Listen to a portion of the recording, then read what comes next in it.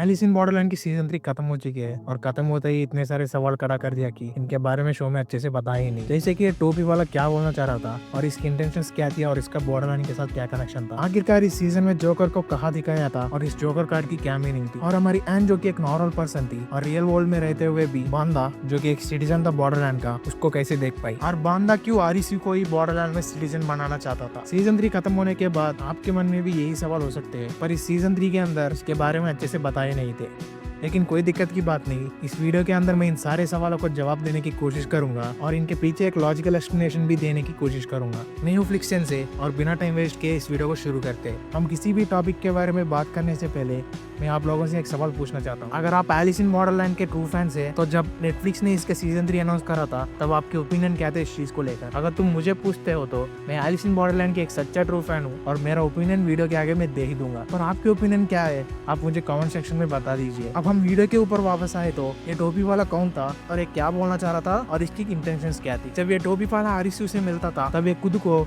Watchman बुला रहा था और ये बंदा ये भी चीज बोलता है कि इसका काम सिर्फ लाइफ एंड डेथ के बीच की चीजों को देखना था। और आरईसी एंड वॉचमैन की कॉन्वर्सेशन के दौरान मुझे ये चीज पता चलता है कि इसकी इंटेंशन साफ थी और ये बंदा ये चाहता है कि आरईसी बॉर्डरलैंड का एक सिटीजन बने, लेकिन वॉचमैन चाहता है कि ये चीज वो जबरदस्ती से नहीं करे, इसीलिए वो आरईसी को 2 चॉइसेस देता है और आरईसी उसागी के साथ अपनी दुनिया में वापस जाने की चॉइस लेता है। वॉचमैन की पूरी सीन देखने के बाद और इसकी पावर्स को देखने के बाद मुझे ये चीज समझ आया कि वॉचमैन बॉर्डरलैंड की एक पावरफुल एंटिटी है जो कि बॉर्डरलैंड को चलाता है। अगर आपके मन में भी ये डाउट है कि वॉचमैन बांदा को क्यों मारा था, तो इसके पीछे 2 रीजन है। पहला रीजन ये है कि सीजन 3 के अंदर जो भी गेम्स था वो बांदा ही करवा रहा था और आरईसी ने उन सारे गेम्स को क्लियर करके जीत गया था, इसीलिए बांदा को मारा गया था। और दूसरा रीजन ये हो सकता है कि बांदा जबरदस्ती आरईसी को सिटीजन बनाना चाहता था और ये चीज बॉर्डरलैंड के रूल्स के खिलाफ था। अब ये बॉर्डरलैंड के रूल्स क्या है ये समझने से पहले आपको बॉर्डरलैंड क्या चीज है ये समझना जरूरी है, लेकिन वो चीज मैं इस वीडियो में नहीं बताऊंगा। अगर तुम चाहते हो कि मैं उस टॉपिक पे ऊपर वीडियो बनाऊं तो आप बॉर्डरलैंड टाइप करके कमेंट कीजिए। अगर इस टॉपिक पे 100 कमेंट्स आते हैं तो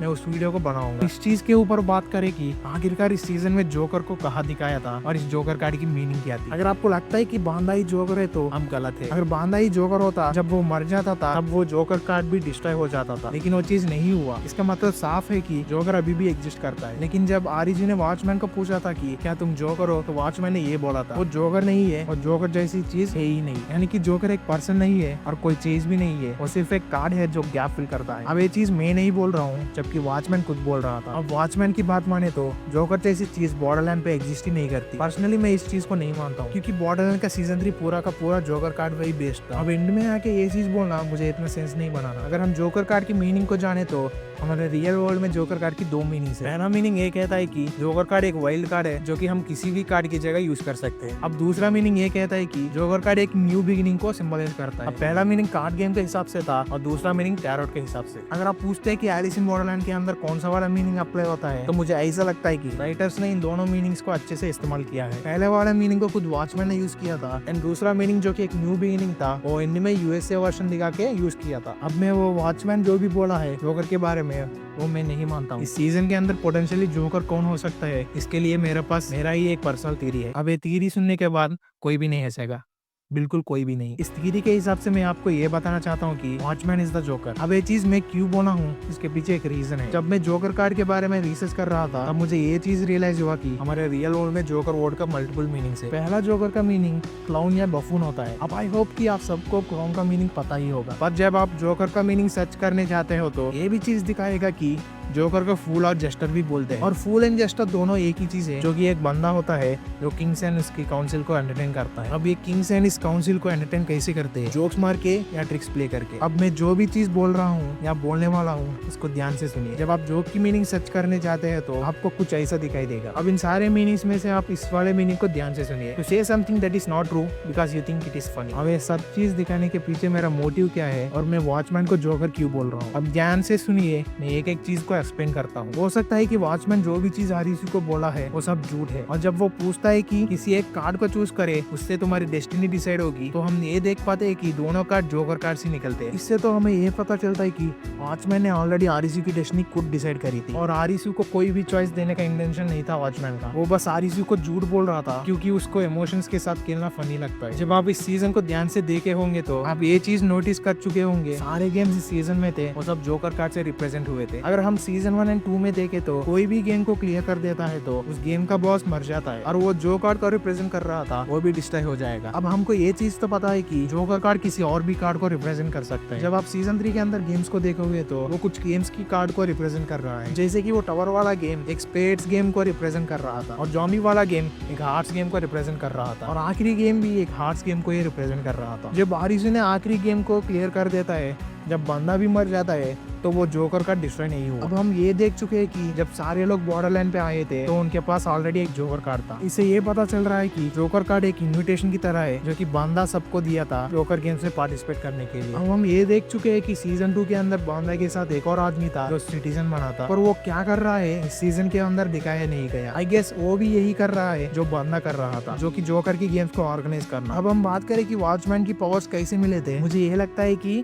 वो पावर्स नहीं है बट कुछ ट्रिक्स है जो वॉचमैन प्ले कर रहा था। और आरिस एंड उसागी वहां पर जाने की बात करें तो वो मुझे ऐसा लगता है कि वॉचमैन की कोई ट्रिक है। अगर आपको याद हो तो मैंने ये चीज बताया था कि लास्ट वाला गेम एक हार्ट्स गेम को रिप्रेजेंट कर रहा था। अब हार्ट्स वाले गेम में आपकी इमोशंस के साथ खेला जाता है, तो ये चीज हो सकता है कि वो सब वॉचमैन का ही काम है एंड वो आरिस के इमोशंस के साथ खेल रहा था। मुझे ये भी चीज लगता है कि वो सब अपनी दुनिया में नहीं वापस गए थे बल्कि अभी भी बॉर्डरलैंड पे ही ट्रैप्ड है। अब यही एक रीजन है जिससे मैं बिलीव कर रहा हूँ कि वॉचमैन ही जो करता है। और जो भी चीज मैंने आपको बताया था वो सब गलत भी हो सकता है और मेरा ही ओवर थिंकिंग का नतीजा हो सकता है, बट आई डोंट नो, मुझे ये सही लगा था इसलिए मैंने ये बोला था। अब ये भी हो सकता है कि जोकर कोई और ही है एंड ये चीज अभी तक रिवील ही नहीं करा था। And again I don't know about this. अगर हम इस चीज के ऊपर बात करें कि क्यों बंदा आरिसू को ही जबरदस्ती सिटीजन बनाना चाहता था, मुझे ऐसा लगता है कि आरिसू एक लौता बंदा है जो कि सीजन 2 के अंदर क्वीन ऑफ हार्ट्स वाला गेम क्लियर किया था और जितने भी बंदे जो बॉर्डरलैंड पे ट्रैप हुए थे उनको फ्री करा था। अब बंदा इस चीज से इतना इम्प्रेस हुआ कि वो सीधा आरिसू को जबरदस्ती सिटीजन बनाना चाहता था। अब यहाँ पर मुझे एक बात बोलना था, जब पहली बार बंदा दिखाया गया था गेम के अंदर तब उस गेम में चिस्या भी था। मुझे ये बात बताने की जरूरत नहीं थी कि चिस्या उस गेम के अंदर क्या करता है। अब मेरा यही सवाल है कि जब बंदा चिस्या को उस गेम में देख चुका है और चिस्या क्या कर सकता है और उसकी पोटेंशियल क्या है ये भी चीज देख चुका है, तो फिर भी वो चिस्या को छोड़कर आरिसू के पीछे क्यों पड़ा था। मेरा मानना यही है कि ये सब एक प्लॉट की कन्वीनियंस थी,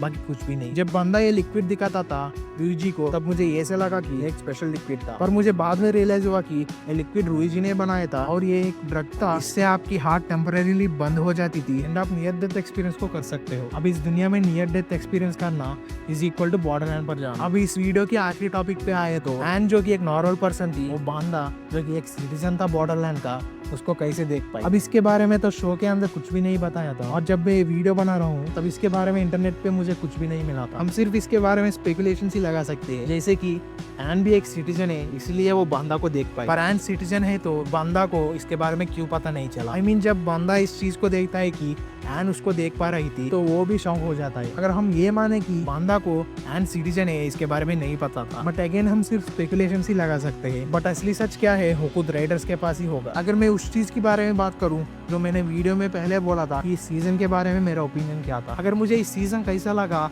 एक सिंपल वे में बताऊं तो इस सीजन मेरे को बैलेंस लगा था। ये इतना भी अच्छा नहीं था जितना सीजन 1 एंड 2 थे और इतना भी बुरा नहीं था जितना मुझे स्क्विड गेम सीजन 3 लगा था। It is okay. अब मेरा ये इंटेंशन नहीं था कि मैं स्क्विड गेम को बुरा बोल, बट ये वीडियो एलिस इन बॉर्डरलैंड के ऊपर है तो हम इसके बारे में ही बात करेंगे। एलिस इन बॉर्डरलैंड का एक सच्चा फैन होते हुए भी मुझे ये चीज अच्छा नहीं लगा जो नेटफ्लिक्स इसके साथ कर रहा था, पैसे के लिए इस सीरीज को मिल्क करना। इसका जो भी ओरिजिनल एंडिंग था वो भी मांगा वाला, वो चीज सीजन 2 के अंदर ही कवर कर दी थी। इस सीजन 3 के अंदर वो चीज नहीं कवर करे थे जो मैं देखना चाहता हूँ, जैसे कि बॉर्डरलैंड की ओरिजिन्स एंड वो सिटीजन्स की स्टोरी जो पहले से ही वहाँ पर थे। अब मुझे जो भी चीज इस सीजन के बारे में बोलना था मैंने वो बोल दिया। बाकी आपकी क्या राय है इस सीजन के ऊपर वो मुझे आप कमेंट्स में बता दीजिए। और ये वीडियो मेरे चैनल का पहला वीडियो है, अगर मेरे तरफ से कोई मिस्टेक हो गया तो मुझे कमेंट्स में बताना, मैं उस चीज को फिक्स करने की जरूर कोशिश करूंगा। जब तक मैं दूसरा वीडियो लाऊंगा तब तक आई एम फ्लिक्सेन से एंड आई एम